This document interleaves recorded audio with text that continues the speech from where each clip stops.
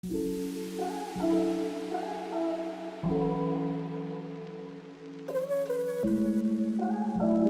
to The Big Break Show, a podcast where we discuss short-term rentals, entrepreneurship, life, mindset, and everything in between. Here are your hosts, Rafa Loza and Jesse Vasquez. What's up, everybody? We're back with another great episode of The Big Break Show. I'm here with my co-host, Mr. Jesse Vasquez. And man, do we have an episode for you. Man, are you right? We absolutely have an episode for you guys. In this economy right now, with the way the interest rates are going, making cash on a property is becoming increasingly more difficult. And Eileen has a model that she's been using, which has been around for a while, but is now catching wind, where you can actually rent your home to folks that are, need residential care. And she's going to dive all into that today. This is probably one of the episodes that I feel like is going to open people's minds of different opportunities on how to make money in real estate today. But she also breaks down like the principles, like what kind of buy box do you need? What's RCFEs actually mean? What's the downfalls of that, right, Rafa? Like, there's so many different parts of it, but I mean, man, it could be a lucrative business if you're able to check mark a lot of the boxes that she talked about. Yeah, I broke it down into like just the simplest form so that I could understand it. And the cost of it, the numbers of it, it's amazing. Like I was like blown away. Granted, there's a lot to it. There's a lot more behind it, but we didn't really go into details. So I'm really looking forward to have another conversation with her about this. But I think everybody's really, really going to enjoy this. I mean, I'm not even going to talk about it. Just listen to it. We're talking about like some serious cash flow and business that you're building around care facilities. So without further ado, Miss Eileen. Hey guys, Rafa here. A lot of you guys have been asking me if I have a course, if I teach, if I mentor my short-term rental business, and the answer is I do actually. I just recently released my very first course. It has about 120 videos. If you're part of the monthly membership, we are adding 2 new videos a month in current issues or projects that I'm working on within the short-term rental business, and we do 1 monthly call live where you have access to me to ask me all the questions you want. So if you're interested in joining the course, or if you want any more info, click the link below. It is application only. We only open it to a certain amount of students every month because we want people who are serious, who really want to be a part of this, who actually want to take their short-term rental business and grow it, or are starting from scratch and want to learn how to actually acquire properties doing rental arbitrage.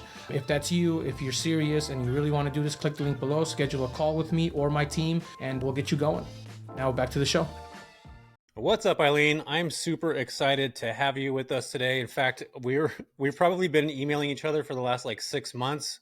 Finally got on the calendar, finally locked you in. You are a hard woman to catch.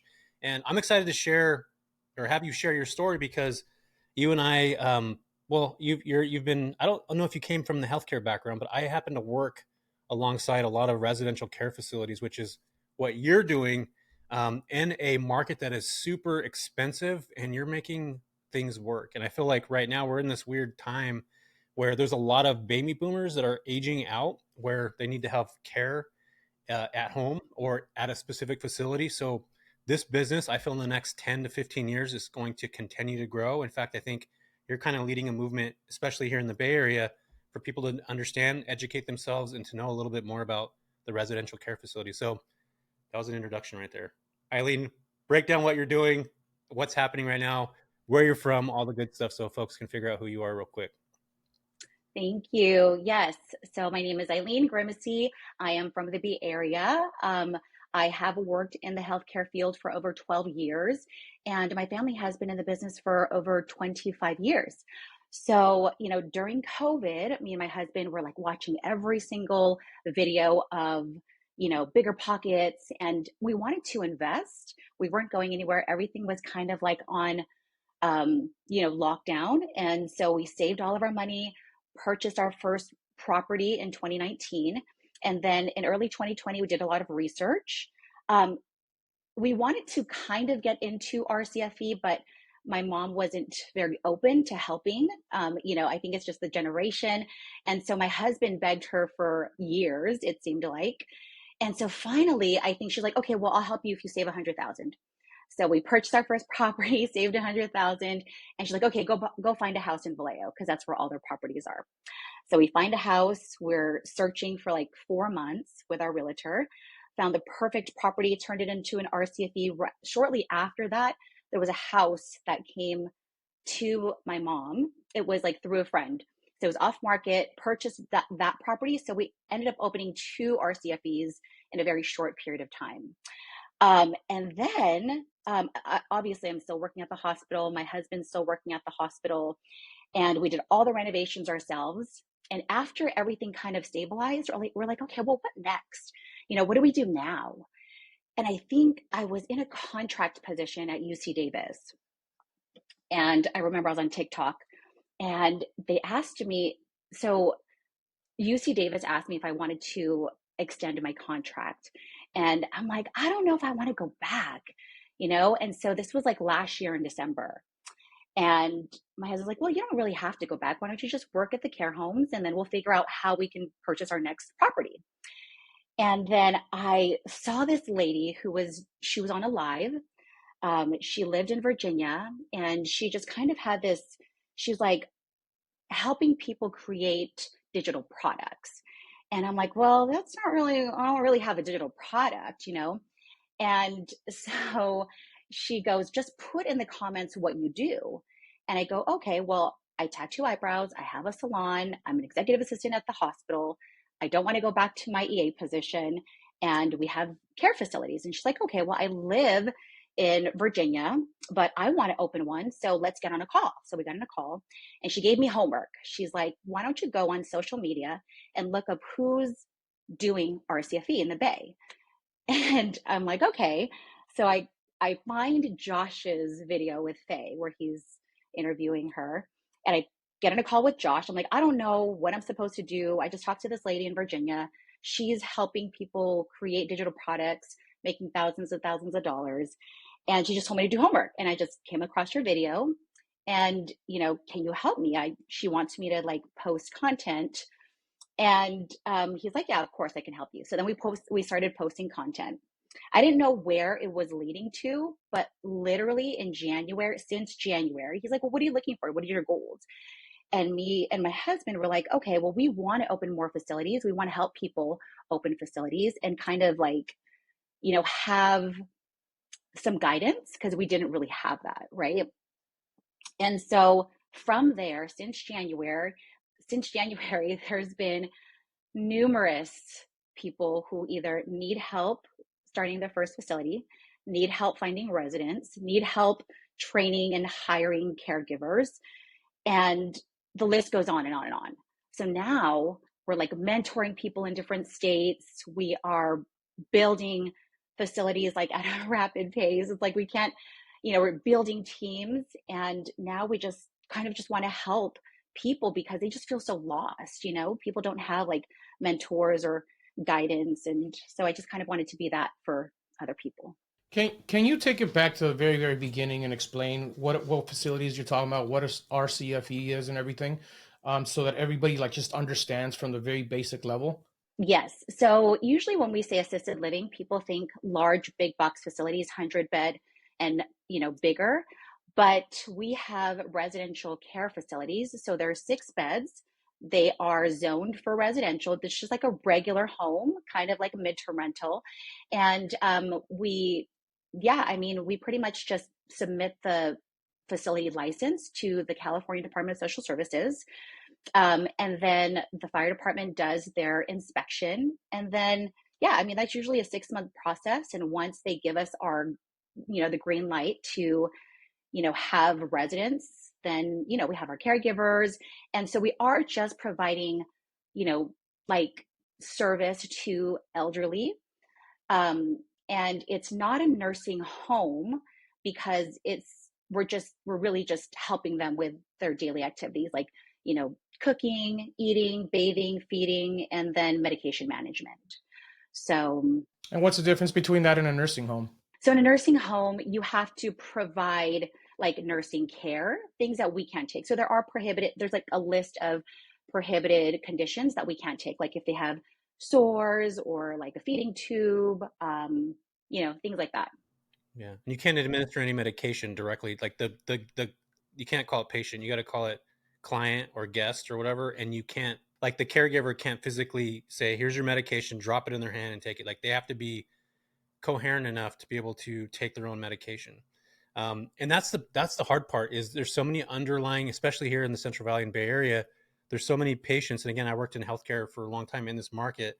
There's so many patients that are clients, we'll call them patients, clients here for a moment, that have underlying diagnosis of something of some sort. And like literally in residential care facilities, you can't do any of that stuff. So it automatically weeds out all these potential clients that could fall under that. So you almost have to have like a, so I was talking about the baby boomers right now, because there's people that are aging out where the family can't take care of them. They got to go somewhere. They need to have supervision. It could be somebody that has dementia or Alzheimer's is starting to get that, and they're going to need constant kind of care. And when you bring up ADLs, that's everyday living activities. So just so people get it, like how we put on our shoes or make our beds, like there's a lot of people that aren't able to do that on a regular basis, and that's why these facilities are so important. We're going to continue to see them grow.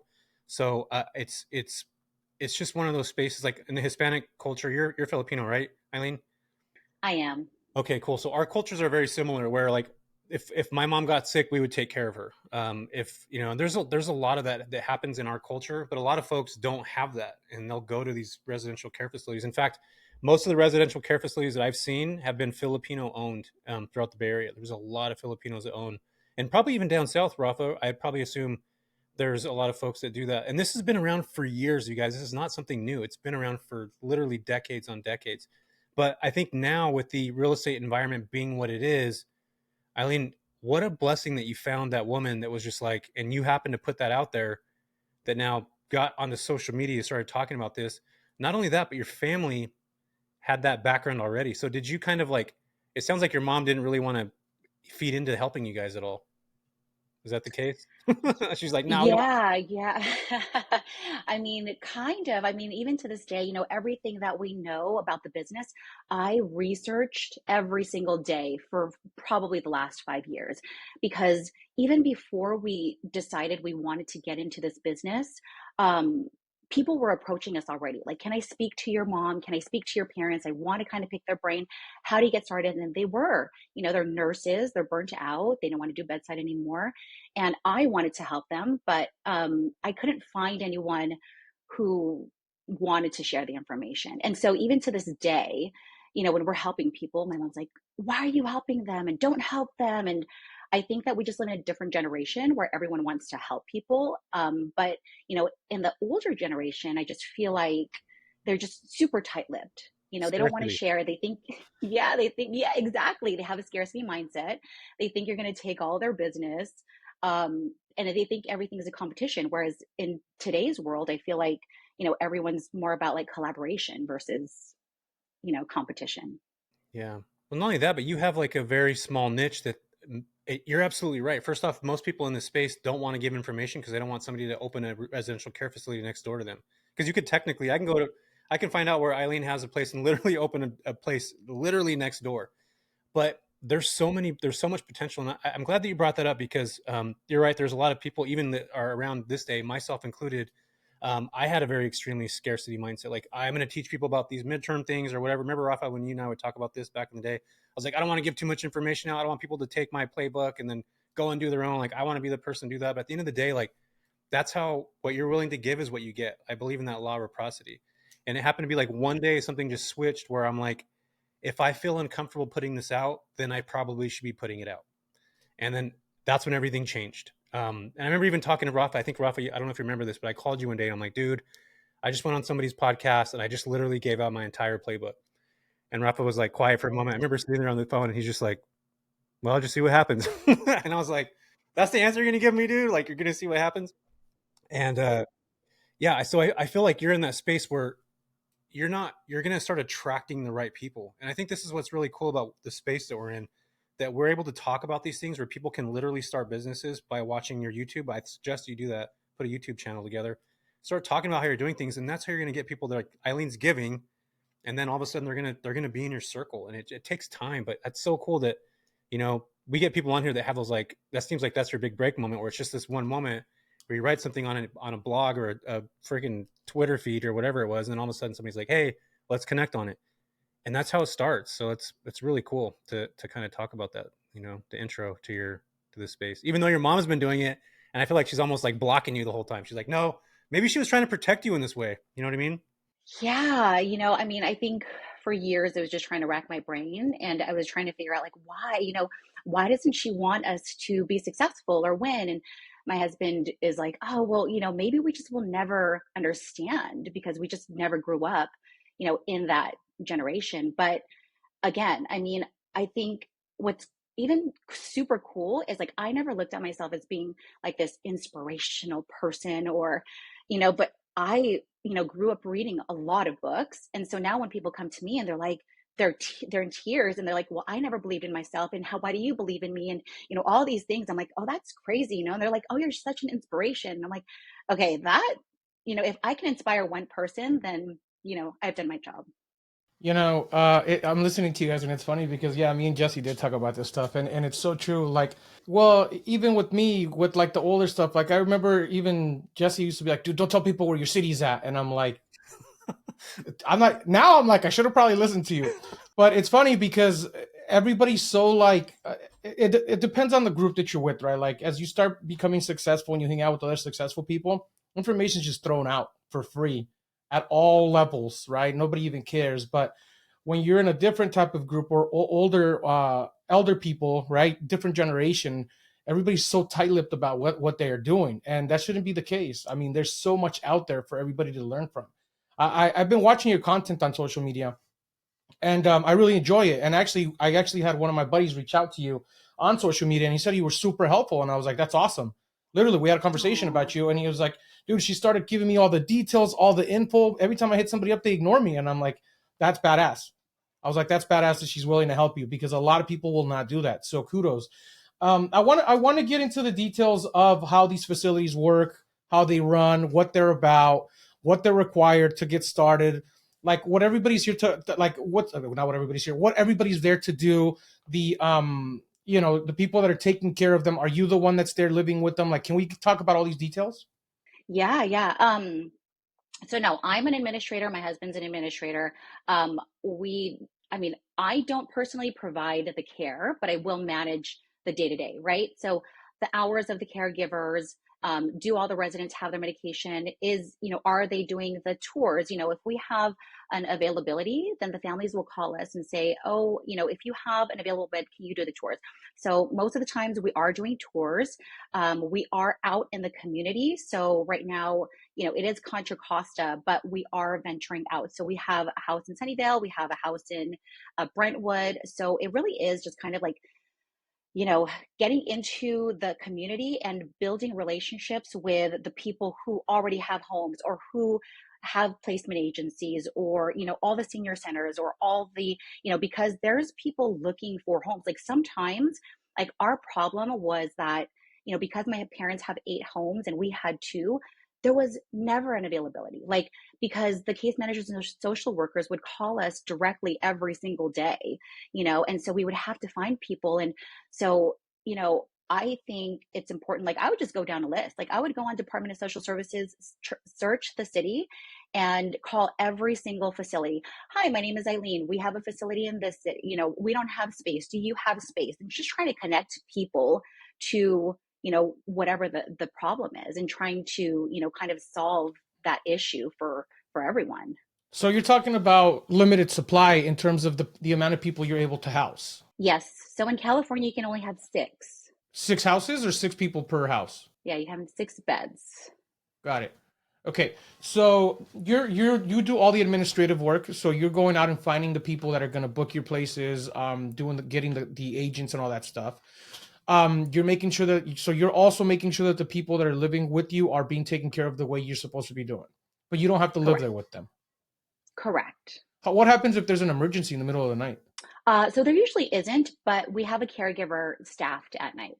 Okay, so you do have to. Okay, so now we're looking at someone that does all the administrative work, and then you have a caregiver that sleeps there at night, or is it Yes. are they just local in the area and they just got to be within a driving distance? Well, it's your business, so you can structure it however you want. But we personally, because a lot of our caregivers are our family, um, who are from the Philippines. Yes, so there is one caregiver at night. Usually the residents don't wake up. If they do, then yes, we would pay them for the hour that they are awake. And then there are 2 caregivers during the day. And yeah, and then my husband is the handyman. So that pretty much encompasses the entire operations team for one facility. How hard is it to get well, actually, really quick, you said something that you said you only pay when they wake up. So the people that are there at night, the caregivers, they get a set time to get paid for being there, or is it only when they're actually active having to help somebody out? Yes. So it's only, well, they get paid for when the residents are active. So the 2 day people, they pretty much, I mean, it's paid hourly and they work 8 hours. And then the night person, the night shift person, they get paid for a portion of the evening time and a portion of the morning time, like when they are awake. So, say if like the caregivers leave at 7 p.m., the day shift caregivers leave at 7 p.m. Then the night shift comes, covers maybe like 1 or 2 hours when everyone's awake, and then sleeps, and then wakes up and stays for another like 2 hours or so until the day caregivers come. Understood. How hard is it to find those people to do that caregiving at night? I don't think it's hard. I mean, we usually just post on Indeed. It's all word of mouth. Okay. We're part of a lot of the associations. And so, all the administrators all over California, and even in other states, we all kind of, like there's groups on WhatsApp, Facebook, and we all communicate with each other all the time. And what kind of certification do they have to be able to qualify for that job? Just experience. I Okay. mean, usually, yeah. I mean, we train them. There's training courses that we go through with them, and then they would have to do kind of like their fingerprinting and background, and that's pretty much it. Interesting. I love this. Okay, so Hmm. I'm gonna break it down. I'm big on operations, so I'm trying to figure out like how like delegate and do things, right? So 6 beds, you got the administrative person doing all the day-to-day stuff, making sure these places are booked up. You got the contracts coming in, people are always staying. You got the caregiver during the day, you got a caregiver during the night, and then you need maintenance to take care of the things at the house. Who's doing all the grocery shopping and all of that stuff? The administrative person? Yeah, it's usually me. Okay, cool. Got it. Hmm. So does that become super work intensive? So it's funny because when we first started, I would use DoorDash and Instacart all the time. And my parents were like, no, you're wasting money. It's too expensive and don't pay for a delivery fee. But, my parents did run 6 facilities on their own while working full-time jobs. So it's something that you can definitely do. You just have to hire the right staff. And for us, it was, people closest to us. Like even our nanny that we hired at the beginning of COVID, she works with children with autism, and she has expressed to me that she wants to work with us eventually. And I'm like, okay, well, I'll put you through the class and to get your certification, and I'll train you. I mean, if you really want to be an admin, then why not? Okay, so I love this. This is really good. Okay, so the admin person, you can hire someone for that so that you don't have to do it, and now you just got to pay their Correct. salary. Can I ask you what's a Yes. typical salary for an admin person look like Depending. So usually around 60 to 70,000 per a year? year. Hmm. Okay. And what about delegating just a little tasks if you don't want to hire an admin person and you want to, save that 70,000 K a year? Can you hire people to do all the little mini tasks like running groceries and doing all this other stuff? What actually has to be done by the admin person absolutely can't be delegated to someone else.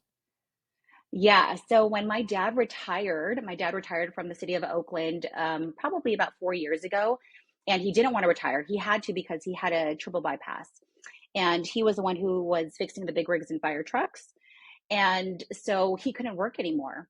And when he went on disability, basically he was still young. I mean now he's still doing all those things, but he is getting all the groceries, taking the residents to their appointments because he wants to do those things.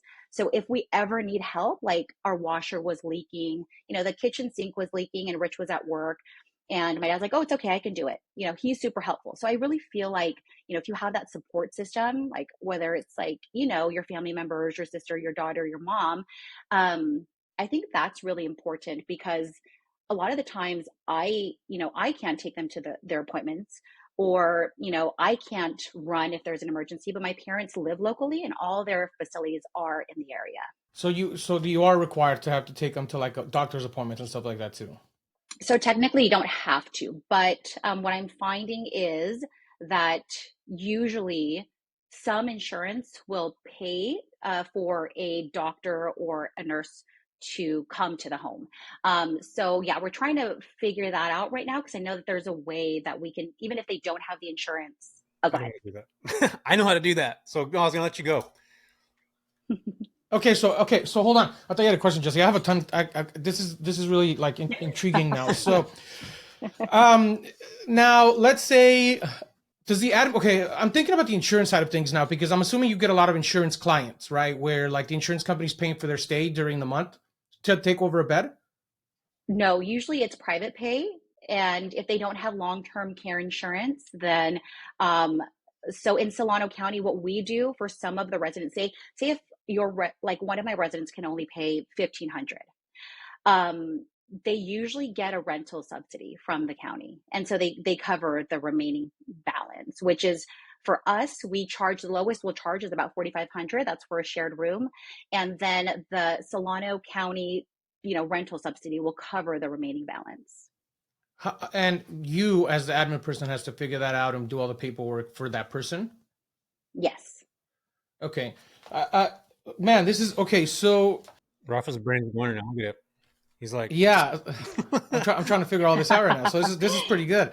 I didn't think this is the direction the conversation was going to go, but now I'm very, very intrigued about like the day-to-day operation stuff. So now the admin person's doing pretty much all of the work to make sure this thing's going 100%. I can see why it's a nice paying job, right?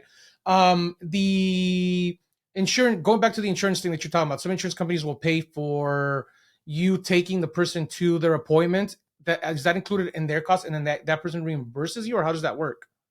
So no, sorry. So if the resident has long-term care insurance, or um, there is some insurance that will cover for the doctor to come to the property, so we don't have to take the residents to their appointments. But I just found out. So we met with this guy who owns 3 facilities in Concord and Walnut Creek, and his wife is a nurse, and they said they only go into the facility once a week, and pretty much they just do video visits, like with their doctors. it's telehealth. Wow. Yeah. Yeah. Let me break this down real quick so everybody understands this, because this is what I did in my last job, which is why I was in so many of these facilities, and I saw the need, and I would only see, Eileen, I only saw a very small percentage of people utilizing home health services in their residential care facilities.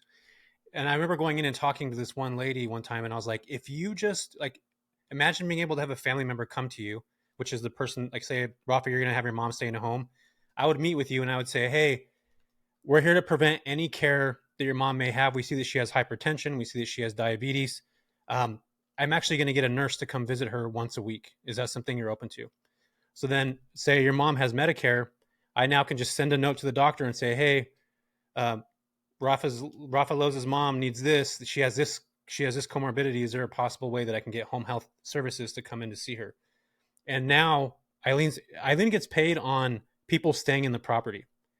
So now we're tapping into the client's Medicare or Medi-Cal or insurance, whatever they have, to make sure that we're having care that's going to keep them from going to the hospital. Because if Eileen has somebody that goes to the hospital, guess what? She doesn't get paid. So not only is Eileen able to help a client stay out of the hospital, but we're also able to sell that by connecting with like a home health agency or even a hospice company. So there's so many different verticals and routes in this space that you can have better care for your clients, better opportunities for them. And this is why I get so excited about this, because now you're selling that to the family member that's having that person stay at your place. So not only, so that this could be a small bump into $4,500 for a shared room, to all of a sudden you're renting it for $5,500 based off of the care that's going to come in from the insurance that's going to cover that already anyway. It's preventative care. And that's one of the things that we have in our modern day healthcare system, that there's a lack of preventative care. So this stuff I get excited about because there's so many different angles to be able to build your business, but it all goes back down to rapport. Like, who do you know? What companies are you connected to? What agencies and facilities are you connected to? And that's why I've always talked about, like, your network is your net worth. When you start connecting with hospitals, case managers, discharge planners, residential facilities, like, they will send referrals to each other. Eileen, do you have room for a 52-year-old female that has CHF? Yep, I do. And like, everybody shares this information with each other because they want to try to get that person filled. Does that make sense, Rafa? So like, the healthcare system is like scrambling to find people like Eileen to find these people to stay in. In fact, I just pulled up some notes right now. Just So hang on real quick. hold on, Jesse. Why on earth are you not doing this with all your properties? What are you doing? I've thought about this, but here's where it gets complicated. I'm gonna let Eileen answer this because she's dealt with this her whole life. When you're dealing with somebody's life and you're dealing with somebody's health, families can get super crazy. And I've watched this working on home health and the hospice. Somebody will pop out of the woodworks that'll say, my mom's not here. There's a high likelihood that you can get sued for something very small. So you have to have quality caregivers. You have to have people that you trust, people that, because Eileen, you said this is easy to find these people.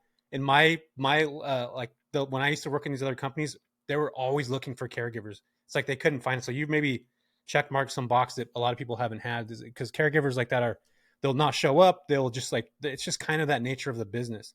So that became where I didn't want to spend my life in that, but I think you're kind of figuring out how to separate yourself. And I see Rafa already. He's like 4,500 for a shared room.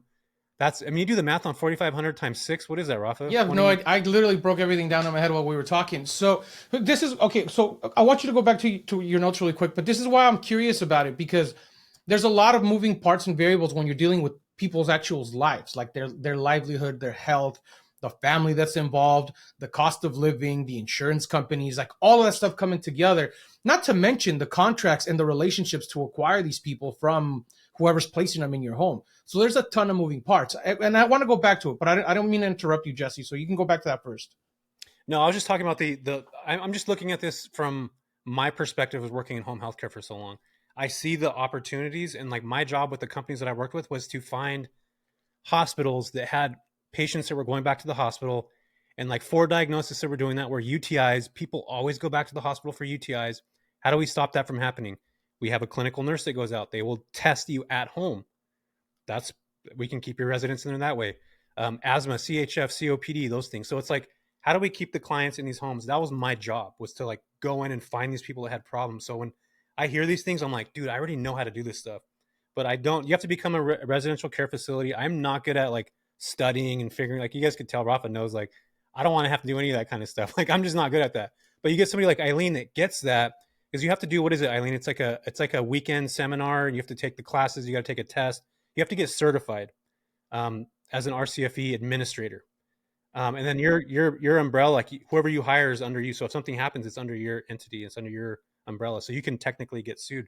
And that's what worried me the most, is because I've watched it happen so many times. So it seemed like a huge liability to me. But then I look at it, and I know people that own like so many of these, and 4,500 times 6, that's, what is that, 30,000, right around 30,000 on one. It's funny, 27K per month, and it's going to be like 324K per year. I want to go into the numbers with you, actually, Eileen, when we get if we have time, because I'm very curious. Like, this is awesome. This is awesome. Yeah. I'm super like, well, wow. Get this. The craziest thing is, like, what I was saying earlier about like not knowing what to do after, my contract ended at the hospital. I thought I was going to be at UCSF forever. I thought I was going to be supporting the chief of staff and the executives in the chair suite in the psychiatry department, until I started going to to these networking events. I think what's super crazy is like now all of our partners who we've built relationships with, like, they're like, oh, well, I have the money, I have the house, can you help me turn this into a facility? And so it just becomes like this, teaching, like I can teach them, and they're providing the property, the funds, right? Because it's sometimes, I mean, like one of our properties, you have to put down 20%. And although in Vallejo it's a little bit cheaper, we purchased for $570 and then $480, I believe. This was 3 years ago. So, but now it's hard to find a home, or like even someone who wants to rent. Like we probably reached out to close to like 30 or 40, rental properties in San Jose and just in this area, like in the Bay Area. And, and they like the idea, but sometimes they're afraid because they're like, oh, I don't want, ambulance coming to my house every day. I'm like, well, 1, they don't.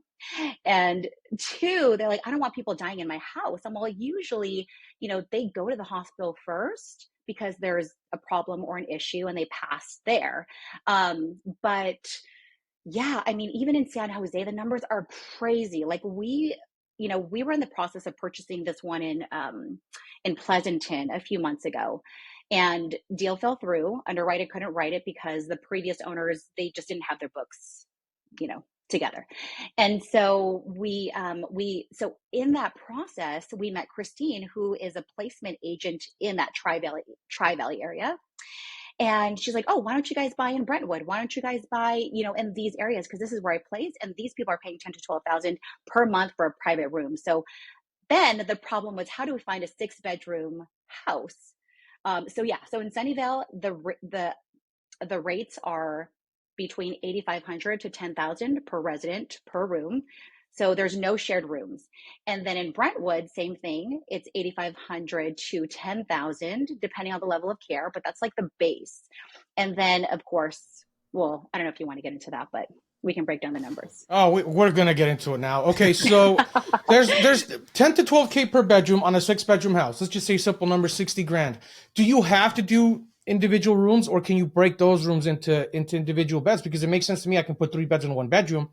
Now you're looking at 13.5 as opposed to just 10K. It's only a 6-bed.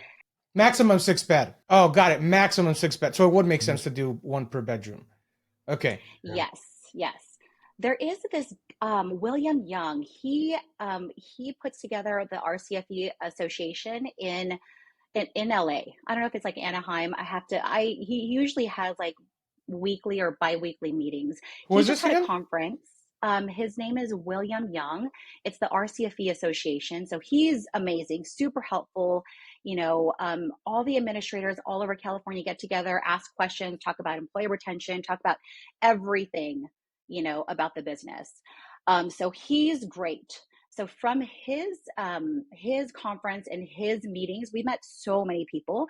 There is an attorney who helps people create, I guess, more bedrooms. So right now, there's just like, it's crazy. Like right now, we're turning one of our facilities into an 8-bed because through the CCE preservation grant through the state of California, they are giving, I think, 100 to 300,000 to expand because there's not enough homes, there's not enough beds. Yeah. Okay, so I have a 3-bedroom here in Orange County in Santa Ana that we can convert. So the most I could be able to do is 6 beds in this thing. Yeah, but you have to there's buy boxes for that, Rafael. Like that's what I want to get into real quick. Eileen, can you tell us what you're looking for? Like, because I know the doorways you have to do some outfitting. You have to have, was it 42-inch doors so that somebody can go through in a wheelchair? There's certain criteria. Can you talk about that, Eileen? Yeah, so it does have to be ADA compliant. The fire department will do their inspection. They will look for the grab bars, making sure that there are like ramps. So if people in wheelchairs and walkers, are the hallways big enough? Are the doorways big enough? For us, I think another thing is like the showers. So there has to be, walk-in showers so that we're able to like, push them with, it's hard because sometimes the bathrooms are really tight. Yeah. So it does kind of have to be ADA compliant. They'll measure everything, the doorways, the hallways. For us, we've been, super lucky because my husband's the handyman. So if we need anything to be done, he'll go there after he leaves the hospital and he'll build walls or break down walls or whatever he needs to do. Yeah. I want to give a reference to this so everybody understands that. When you book a hotel and they're like, we got an upgrade for you, and it's an ADA room where the bathroom has like a big door and it's just a big squared shower. That's what you need to have in a residential care facility. So like I'm looking at my bathroom right now, because my bedroom is my office. My bathroom would not work because you have to have a stand-up shower that's wide enough for somebody to literally be able to put a what is it, like a commode in the bathroom to take a shower and like to sit on it if they wanted to. So you have to have like certain specs like that. But there's houses that you can, and you're probably good at this, Eileen, to walk into a home and be like, okay, we can open this wall up. We can add a little bit of space here. We can do this here. We can open the door to this, make the door frame this big. It's like you're probably good at looking at a property and being like, yeah, we can turn this into it. We can make it make sense. Here's the thing that I've seen after going into so many of these properties. Like I've been in hundreds of them from San Francisco all the way to LA. None of them were ever high end. They were always like super simple, cookie cutter. Like everybody was packed in one room. They had it just was grandma's kind of furniture. Is there like upscale places like this? Because I would imagine that would be like a big market for that. Yeah, for us, we always wanted it to be something that we can see ourselves living in. If it wasn't comfortable for us to bring our family and our loved ones and our kids there, we were like, okay, we're not going to put our name on that. That's not going to be the standard. So we really had to go out there and create. I don't know if you guys have seen like the pictures and the videos of the Sunnyvale property, but it is. I mean, it really does look like a high-end Airbnb. And now when people come in, they're just like, wow, like they're like, I want to stay here. I want my mom to be here. I want to go here every day. And so yeah, for us, it was just providing, it was really important to provide a space that was like warm and welcoming and somewhere where we wanted to be. Yeah. Rafa, can you imagine having like a high-end Airbnb? Like Rafa's got, his designer, which is his sister, like puts together awesome properties. So like I could see that Rafa being like a really cool, cool setup that you got. But yeah, I mean, let's dive into the numbers right here real quick. Since we're kind of talking about that, and we get the buy box now. I kind of want everybody to kind of go through the process. Rafa, you're asking a ton of good questions. Eileen, this is an awesome interview. I think Rafa's his head's moving right now.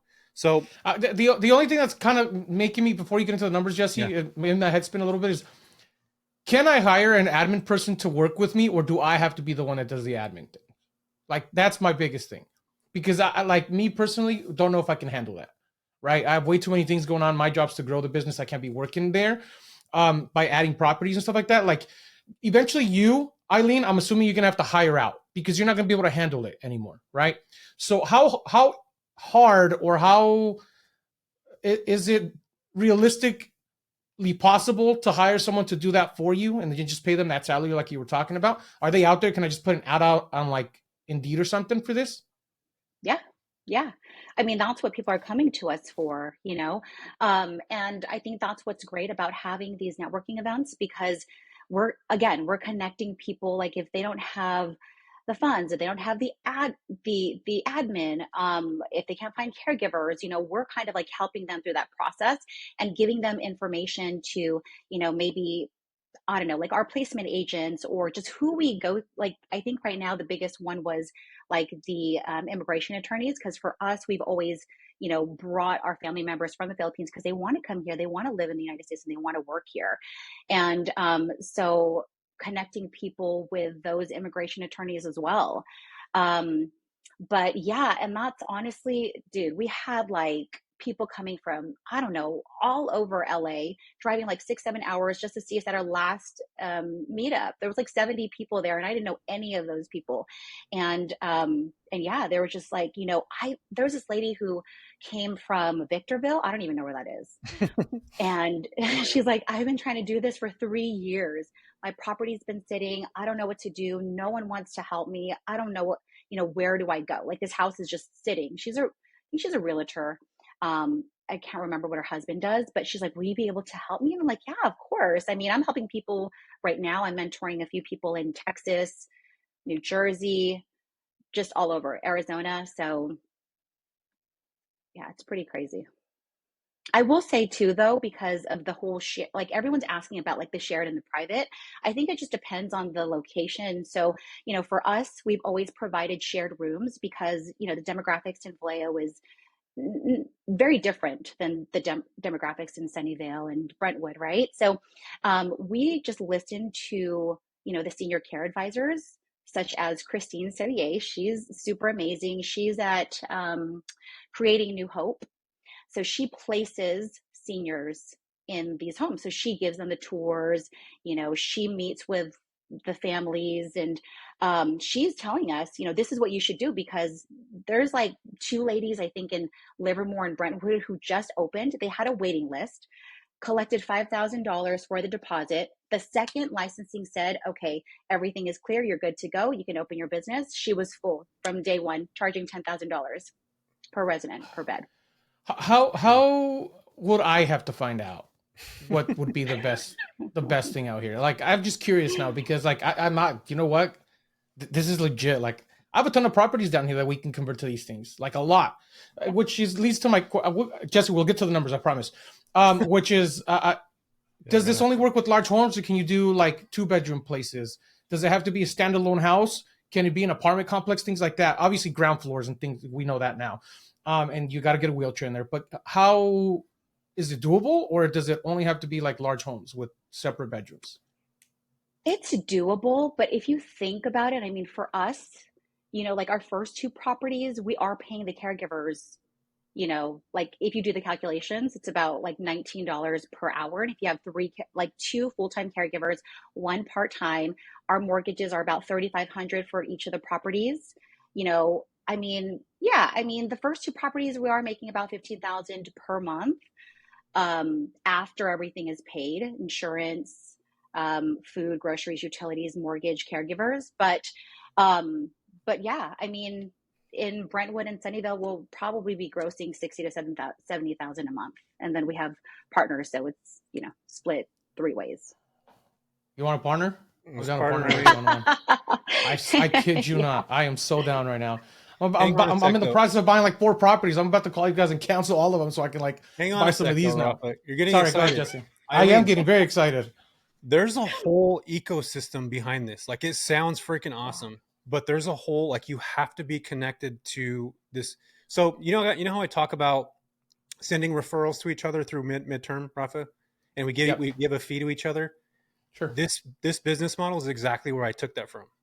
Because what happens is, if I get a client that needs to stay somewhere, and say it's $7,000, I'll go to Eileen and say, hey, I have a client for you. Eileen will probably pay me 50% of that if you're nice, or if I'm nice to you. So she'll technically give me $3,500, and maybe you pay more than that. Some people do 100%, some people do 50%.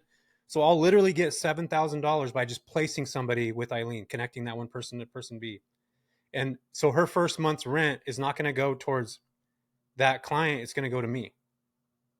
I'm getting paid for that because I gave her a referral. So now it's going to incentivize me to give her more referrals.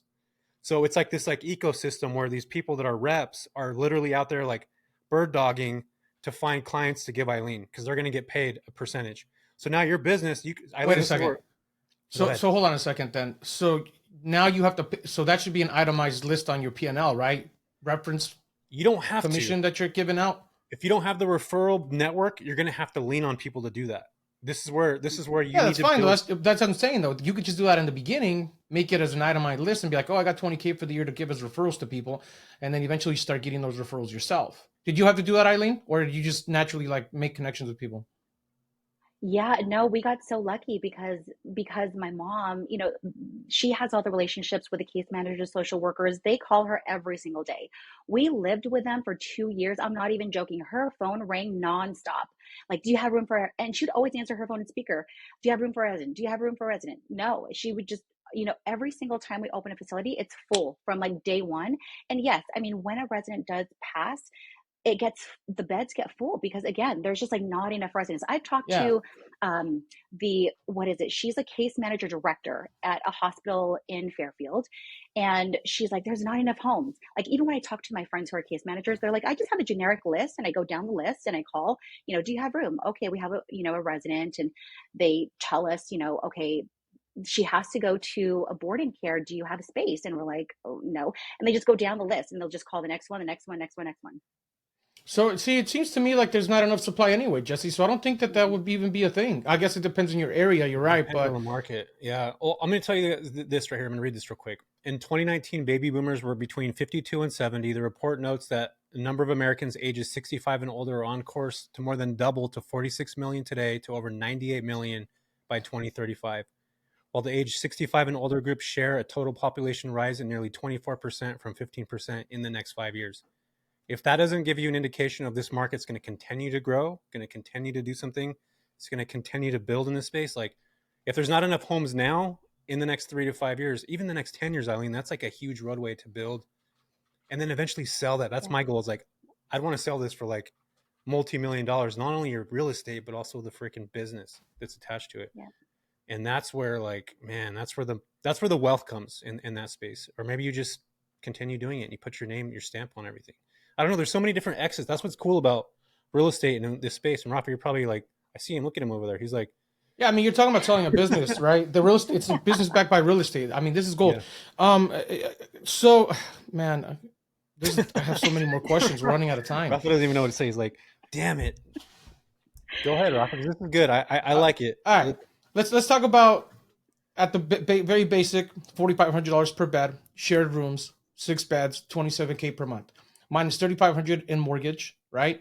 minus $20 an hour at, well, let's say once full time, so 40, once part time, so 64 hours a week, right? So 64, let's do the math really quick. 64 times 19 times, let's just say 4 on average. You're looking at $4,800 on top of your $3,500. So now let's just say $4,900 to make it safe.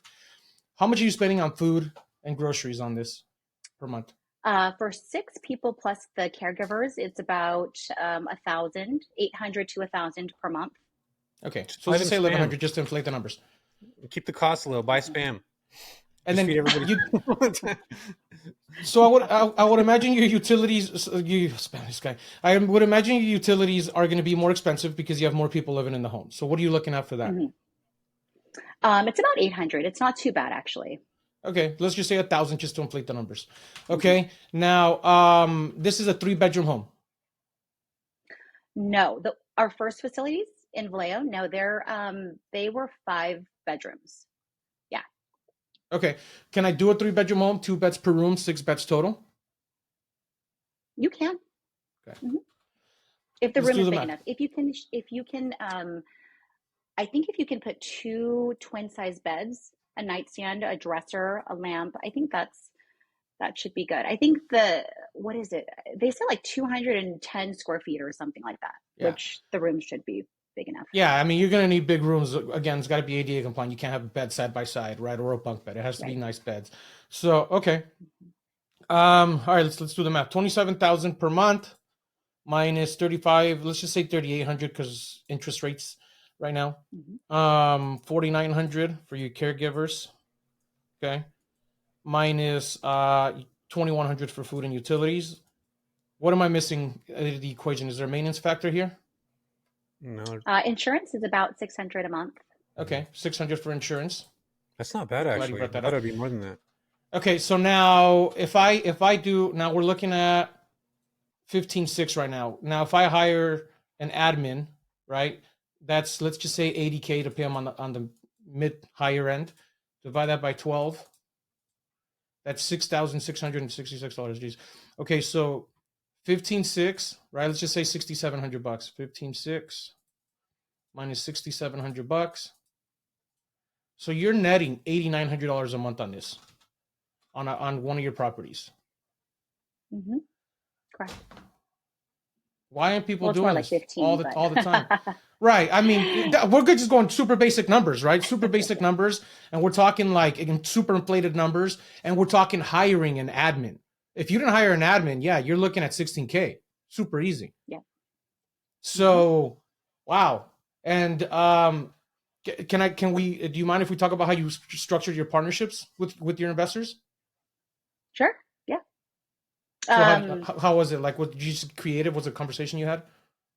yeah. I mean, so our first partner was Raman. I met him at Josh's event in January, and his wife is a nurse at Stanford. And it was just so interesting because he came up to me. He thought I was Faye. I'm like, oh, I'm Eileen. I'm not Faye. This is my first networking event. I don't know what I'm doing here. Josh just invited me, and he's like, hey, so my wife is a nurse. She had a coworker 2 years ago who said, oh, I'm quitting my job. I'm opening care facilities in San Jose. We looked in January, and today she has 11, but never answered his phone calls or his wives or anything. So she quit, opened 11 facilities in the last 2 years in San Jose, probably making really, really, really great money. So then Ramon's like, oh, can I take you and your husband out to dinner? We went out to dinner. They're like, okay, what does a mentorship look like? I'm like, oh, I can help you. And I didn't have anything built out at that time. And so I was like, I don't know, how much do people usually charge? Like, I'll charge you like 2,000 to do everything for you. And he's like, well, what if we partner? And what if we find investors? I'm like, okay, well, that's cool. So we did that. We had probably 2 properties that were rentals that kind of fell through. So the one in Sunnyvale, it is a partnership. It's me, my husband, and 2 other people. So me and my husband, what's 20/20? So me and my husband have 20 each. And then they bring the house, they bring the funds, and we do all of the paperwork, the facility application, help them with marketing and advertising, get the beds filled, and yeah, I mean, rinse and repeat. So the one in Brentwood, same thing. So we have a friend who is an investor, and it's pretty much 50-50. That's awesome. And you don't even have a placement company yet. Have you not thought about that, Eileen? Like that's probably No, another you know what's that's probably so another 30 to crazy is like, 50K a month. yeah, you know, it's so interesting because when we were in the process of buying the Pleasanton property, we met Christine Sevier, who she has a placement agency, and she's just like, I want Eileen. I want it. And she kept telling Remen. So Remen kept calling her, like, oh, what should we do? You know, Pleasanton fell through, you know, where should we buy a house? So she was kind of like guiding us. And she's like, but I want Eileen to work with me. And I'm like, yeah, I can totally work with you. But what's super freaking crazy is like, while I was working at the hospital, I had my salon. I was tattooing eyebrows for the last almost 6 years, making really great money. And then, you know, doing the facilities all at the same time. But I noticed that in the last like 3 years, people would come to me crying. They all work in the healthcare field, you know, they're all nurses. And sometimes, like, you know, people are like, I have 5 kids, I can't take care of my dad. You know, he forgets that he's not supposed to be driving and he forgets to take his medication. What can I do? I can't afford to put him in, you know, in a home and pay like $7,000 a month. You know, what can I do for him? And I'm like, well, there's, you know, like you can apply for in-home health. You know, you can apply for certain things because I think, you know, there's just, again, there's like hundreds of people come into my salon, schedule an appointment for brows, and all we would talk about is the care home. How do I get started? You know, can you help me find something for my mom or my dad? Or, you know, like, how do I find placement? It's just, yeah, the business is just blowing up. It's insane. I got a question for you before, because I know Rafa's probably we're getting to the top of the hour, and I just took Rafa's line there. We're getting at the top of the hour. This is something that I heard a lot, and it's what scared me about this, and I wrote it down. Do you think somebody has to have empathy to build this business, or do you think somebody has to have clinical experience to get in? Do you think those two things are requirements? Yes, I think so. I mean, there is money to be made, but if you don't have the heart, the compassion, empathy, then you're just going to be miserable. You know, like I know people who have come to me and like, you know, do you want to buy my care home? This is like in the last 3 years, probably 12 people have come to me in the last 2 to 3 years and said, I don't want to do this. I'm stressed out. I don't know how to build a team. I don't know how to do the day-to-day operations. I'm just going to go back to my state job and be an accountant. So yeah, I mean, I always tell people like, you know, is that your passion? You know, what's your passion project? You really do have to like love it and have empathy. I mean, yeah, and same goes for, you know, people who come to us and like, oh, can we to your facility? Like Rich's aunt came when we first opened. So like almost 3 years ago, and she started crying. She's like, you know, I never had kids. That's going to be me one day. Who's going to take care of me? And like, I cry every single time. People come to me crying and I'm like super emotional because, you know, it just hits home. Like, you know, I know for us, my grandmas, like my dad's mom and my mom's mom, we had to take care of them. You know, they didn't want to go into a home and no one was home with them during the day. It was just so yeah. And again, like people come to us every single day, like, I can't take care of my mom anymore. You know, she's forgetting, you know, I have kids, I have a life of my own, I have a full-time job. How, you know, what do we do? We can't afford to put them in a home and pay $4,000. So again, it's like, okay, well, how far can you go? Maybe I can connect you with someone. I know people in Stockton, you know, and the lowest they'll go is 35. But again, it's really just kind of like being connected in the community. Got you. Yeah. I think that's a major important part, Jesse. You can't just throw any random person. Like, I'm excited about the numbers, but yes, these are human people you're dealing with. It's not, you know. Yeah, and it's a weight that is very heavy. And this is me talking from the home health and hospice side. Like that weight that you get from a family, it's the weight that you sit and talk with them, and then you leave, and it's still there. Like it's like it doesn't go anywhere, unless you don't have that emotion. Maybe that. But again, I think that's what makes people superior in this space. And when you go talk to somebody and they give you that like energy that's fulfilling and positive, and we're going to take care of mom, or we're going to take care of dad or grandma, grandpa, whatever it is, they walk out of there feeling like Eileen's got this. And that's what they need to have. Like truly, like you have to care about doing that. And I think that's where the success is coming for you, Eileen, is really that side of stuff. Because again, anybody could do anything for money. Like there's money everywhere, right? I mean, it's literally everywhere. But in this space, and I think in healthcare in general, you have to really care about the people. Or if you're going to give money to somebody, it needs to be somebody like you that's going to be able to bring that passion and hire the right people to have that same emotion and that same feeling. Because yeah, it's just, that's my thoughts for sure. Which is also why I didn't want to get involved in it. I was like, I already wear too much on my sleeve already. My heart's already there. Like, I don't want to. Yeah, don't get into it. You stress too much, dude. Yeah, I would. I'd be worried about the family. I'd be worried about the person there. I'd be worried about their story. I'd be thinking I wouldn't be able to sleep. Like, it just wouldn't be for me. Do I have the ability to crush in this space? Fuck yes, I do. I know I could. Like, hands down. Just the connections that I have. And we need to connect on this because I have so many Bay Area connections, LA connections, like the top people. And that's where I think the business is really, this is where this business is made. It really is. It's in the marketing, the sales, and the connections with people. So I'm super excited that you were on to talk about this stuff, Eileen. Eileen, this was awesome, dude. Yeah. Awesome.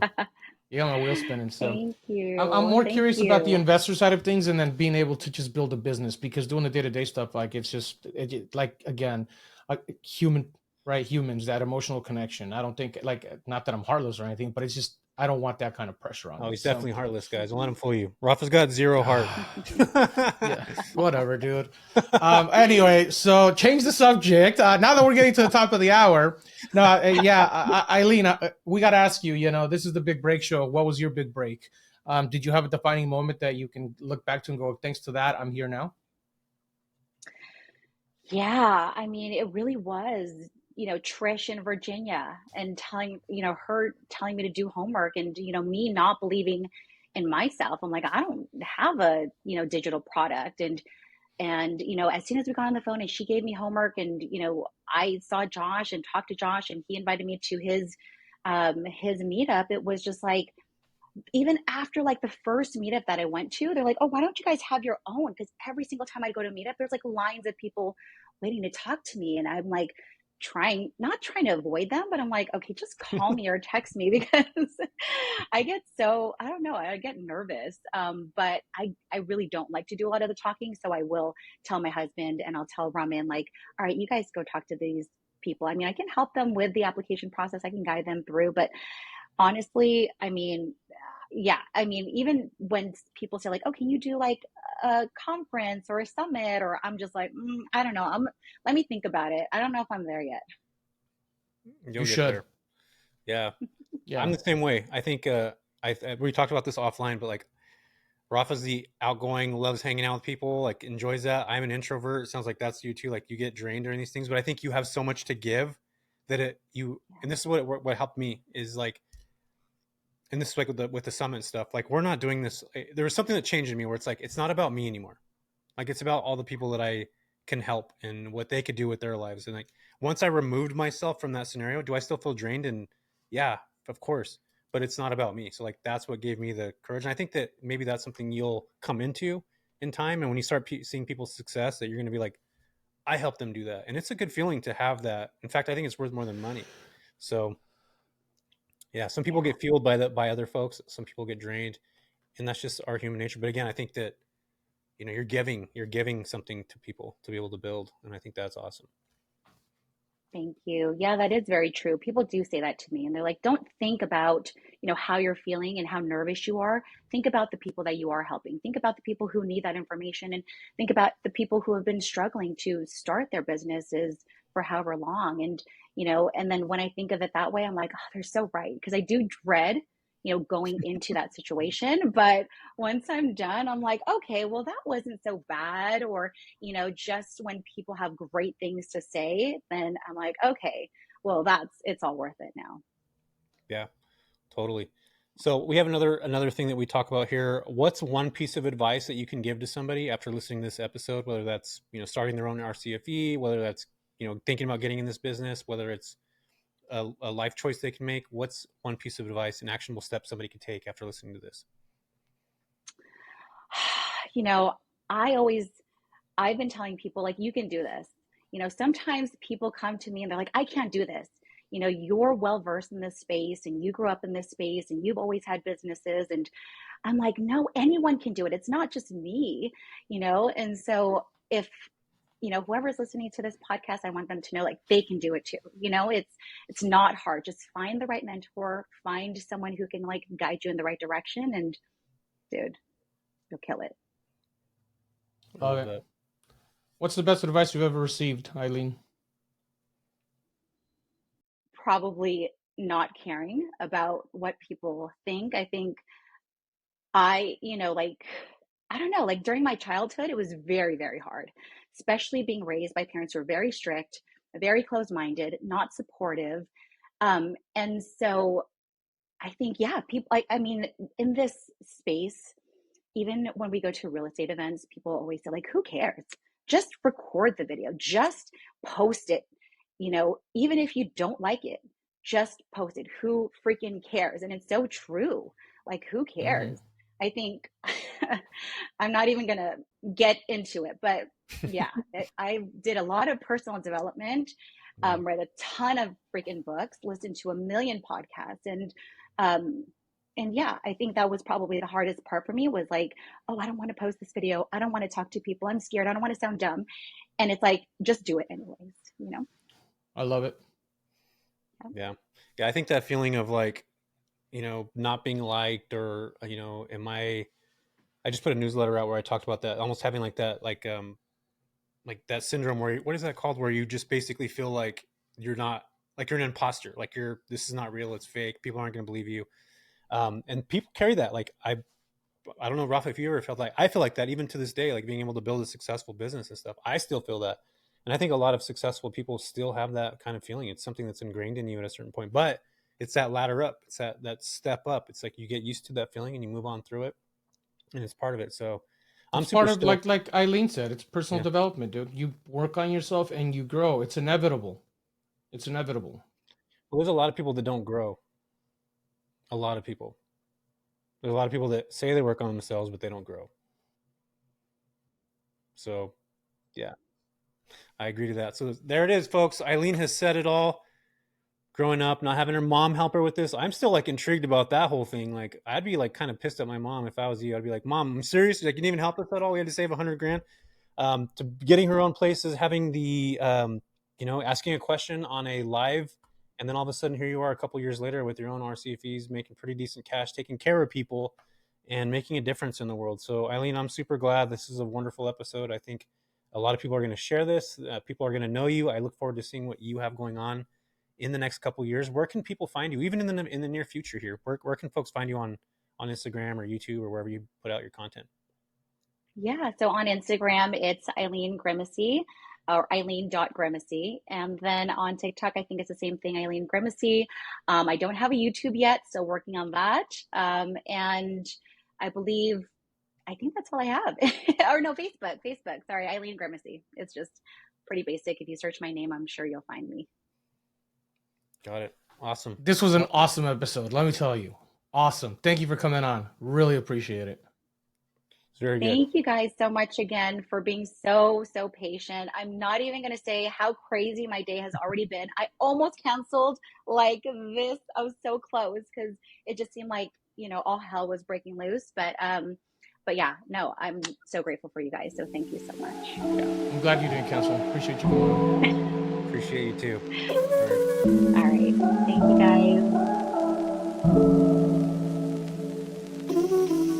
guys.